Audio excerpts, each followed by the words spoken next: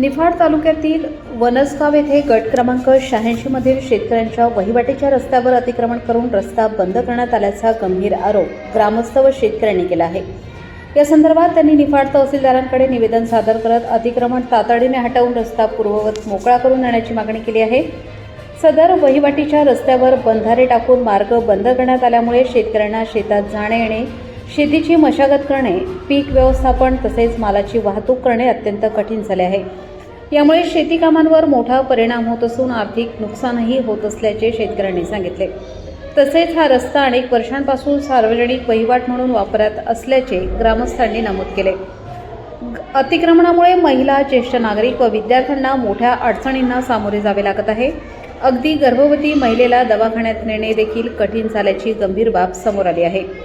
या प्रकरणी प्रशासनाने तातडीने हस्तक्षेप करून अतिक्रमण हटवून रस्ता मोकळा करावा, अन्यथा आंदोलन छेडण्याचा इशारा शेतकऱ्यांनी दिला आहे। या निवेदनावर ज्ञानेश्वर शिंदे, दत्तात्रय शिंदे, लहू कंडळे, योगेश कडाळे, वसंत कापडी, विष्णू कापडी, अशोक शिंदे, प्रकाश शिंदे, शंकर शिंदे आदी शेतकऱ्यांच्या स्वाक्षऱ्या आहेत।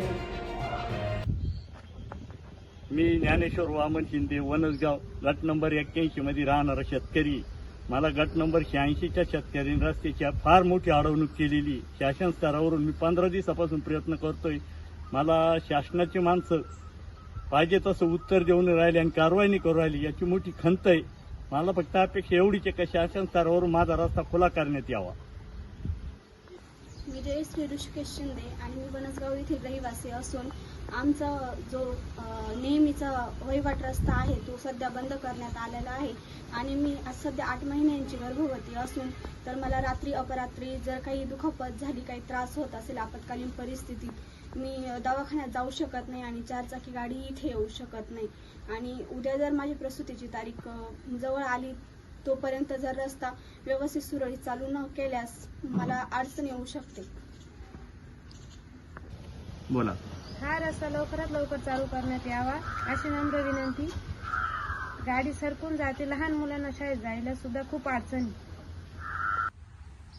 माझं नाव अशोक पंढरनाथ शिंदे, राहणार वनसगाव, गट नंबर 83 माझी माय वस्ती आहे। मला जायला या रस्त्यामुळे अडचण येऊ राहिली। गट नंबर 86 वाल्यांनी 1 महिन्यापासून त्या रस्त्याची अडवणूक केलेली आहे। माझ्या घरामध्ये गर्भवती महिला असल्यामुळं मला हा रस्ता लवकरात लवकर खुला करावा एवढीच माझी विनंती।